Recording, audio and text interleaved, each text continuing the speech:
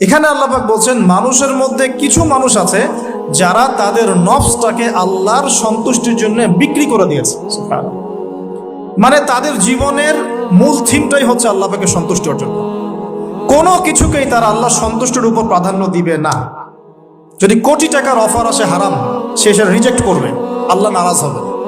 একটা সুন্দরী মেয়ে যদি জেনার অফার করে, সে রিজেক্ট করবে, কারণ সে আল্লাহকে ভয় করে। সে আল্লাহ পাকের জমিনের উপরে গায়রুল্লাহ বা কুফফারদের তাগুতদের কোনো লজ ইমপ্লিমেন্ট করতে পারবে না, কারণ সে আল্লাহকে ভয় করে। সে ইকোনমিক লাইফে হালাল হারামের পরোয়া করে চলবে, কারণ সে আল্লাহকে ভয় করে। সে তার পরিবারে পর্দা এস্টাবলিশ করবে, বিকজ সে আল্লাহকে ভয় করে। মানে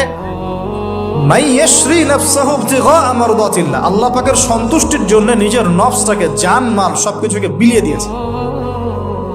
এই মানুষগুলোর সম্পর্কে আল্লাহ বলছেন ওয়াল্লাহু রাউফুম বিল ইবাদ। এই মানুষগুলোর প্রতি আল্লাহ পাক রাউফ হবেন, কোমল নরম সফট হয়ে যান। সুবহানাল্লাহ।